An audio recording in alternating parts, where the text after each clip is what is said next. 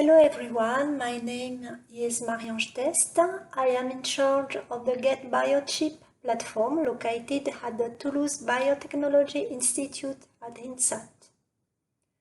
I'm going to talk about transcriptomics by NGS through a project we did during Transnational Access number 1. As I'm not sure that you are familiar with whole terms, so I quickly go over a few definitions. The central dogma of molecular biology was first proposed in 1958 by Crick, and it is the process by which the instructions in DNA are converted into a functional product. It essentially means that the genetic information in code DNA is transcribed to RNA, and RNA is translated in protein. If we talk about transcriptomics, we are particularly interested in RNAs, and there are three main types of RNA. mRNA transfers genetic information from gene to ribosome. rRNA combines two proteins to form the ribosomes, and tRNA brings amino acid to the ribosome for protein synthesis. The transcriptome is the complete set of mRNA resulting from the expression of a part of a genome, and comparison of two transcriptomes allows the identification of genes that are differentially expressed between the two conditions. Transcriptomics is the study of the transcriptome using high-throughput methods such as microarray analysis or next-generation sequencing. Within our platform, we use both of these technologies, but today I will only talk about the sequencing. There are currently three generations of sequencers. The first generation is also called Sanger sequencing, and maybe a lot of you have already used it. A mixture of dNTP and fluorescently labeled ddNTP is added to the denatured DNA. After the PCR, called chain termination PCR, all nucleotides are separated by size via gel electrophoresis. The last step simply involves reading the gel to determine the sequence of the input DNA. The second generation is based on sequencing by synthesis. There are two types of technology that differ by their detection methods. Illumina technology uses labeled molecule and detects fluorescence. I won't detail it, but you can refer to the link provided. Detection in ion torrent technology is done by measuring a pH variation, and I'll tell you more about how it works later, since we use this sequencer in the TNA project. I'll speak about as an example. Unlike generation sequencer that generate short fragment, third generation sequencer allows sequencing of much long fragments. Pacific Bioscience principle is based on the use of a support, the SMART cell, divided into wells. These wells are equipped with a detector at the bottom of which the single-strand DNA and polymerase complex are fixed. In the Oxford nanopore technology, a protein nanopore is set in electrical resistant polymer membrane, and when a strand of DNA is passed through the pore, current is measured, and measurement of that current makes it possible to identify the base. If you would like more information, you can also refer to the links. The following slide gives you an overview of the sequencing process. It includes 6 main steps. The first step is sample preparation. This is often specific to the type of sample. The extraction of nucleic acid will be done by lysis or mechanical disruption. Once the quality of the nucleic acid has been validated, it will be possible to continue the library generation process. The DNA or RNA will be fragmented, and after end repair, the adapters and barcode will be ligated. The obtained amplicons will be amplified by clonal amplification.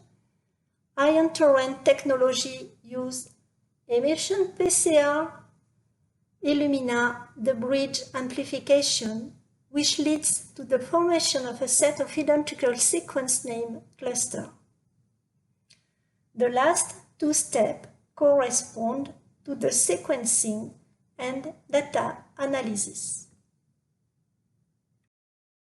Ion torrent technology is based on the use of the semiconductor chips that allow the measurement of the pH variation linked to the release of a hydrogen ion.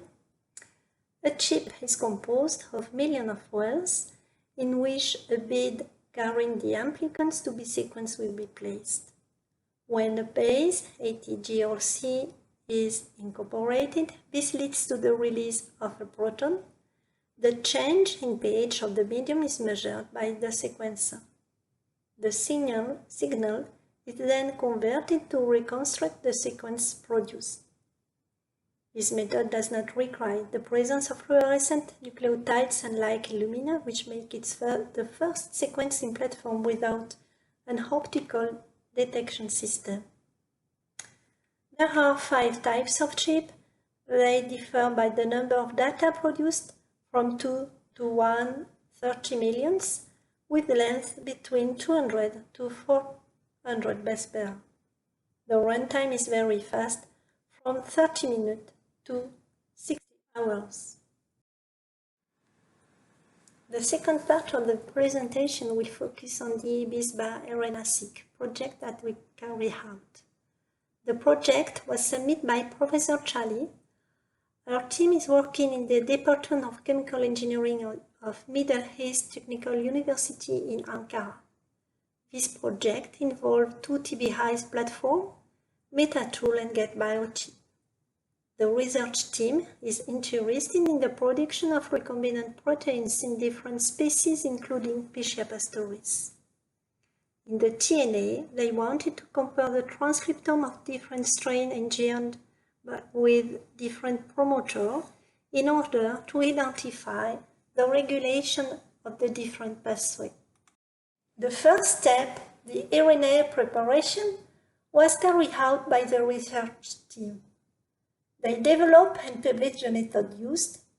So they used 3 reagents that allows simultaneous isolation of DNA, RNA, and protein based on phenol and guanidine thiocyanate extraction with beads, and then chloroform to separate RNA into a clear upper aqueous layer.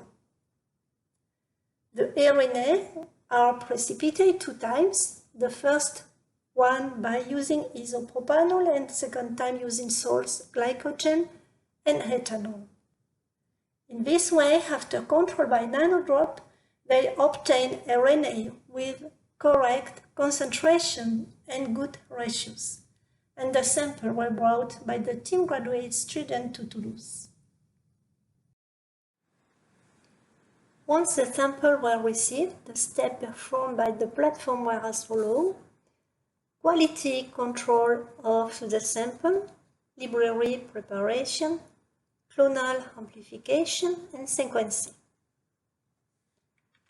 We did a nanodrop to verify that the concentrations were similar to those made in Ankara and did a bioanalyzer to check the integrity of the RNA. We consider that the samples are good if the RNA integrity number, the RIN, is higher than 8.5 and if the ribosomal RNA profiles are correct without apparent degradation. The second step is the library preparation. When working with bacteria, ribodepletion is carried out to avoid sequencing of ribosomal RNA, which represent 90% of total RNAs in the cells. But here, with the yeast Pichia pastori, it was possible to select polyadenylated RNA.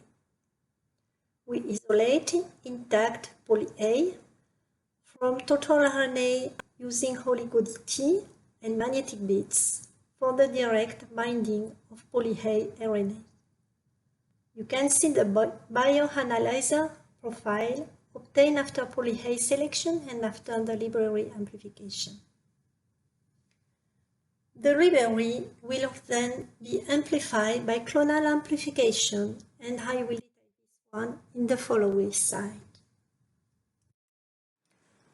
As I told you before, the library fragments are composed by the insert and different adapters. B and P will allow ligation and amplification on the bead, and A, the initiation of sequencing.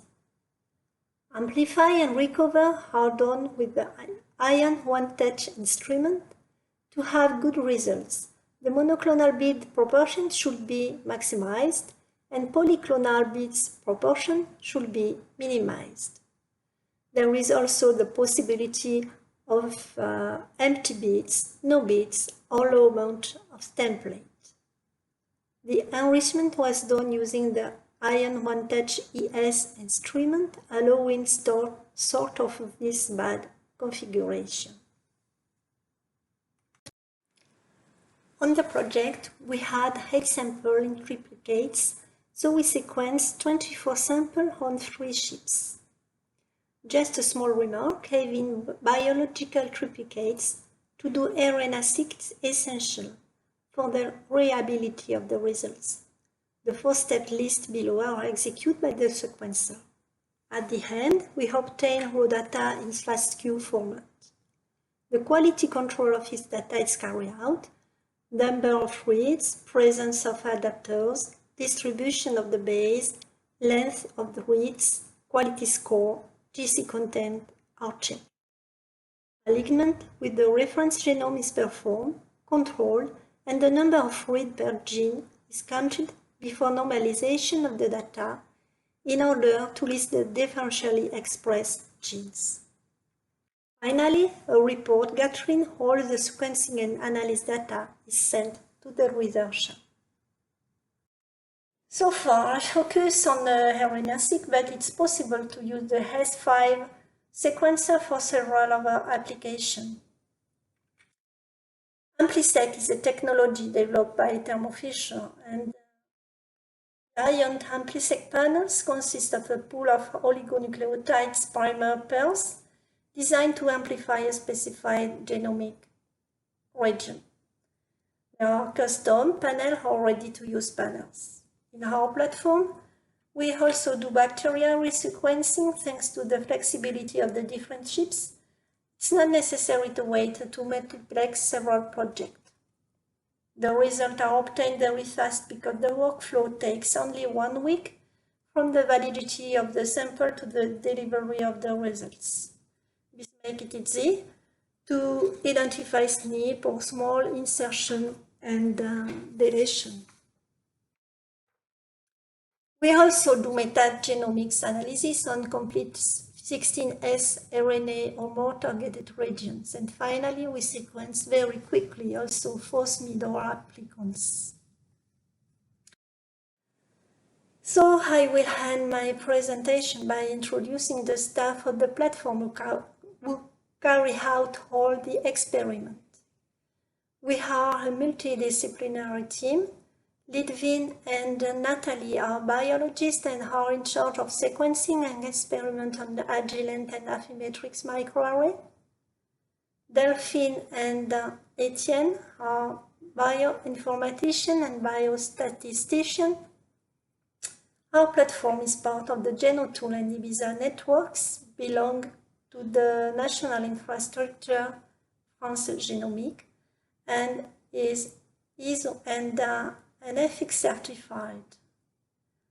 Litvin is the quality manager. So if you have any question, you can join us to the mail address. Thank you for your attention.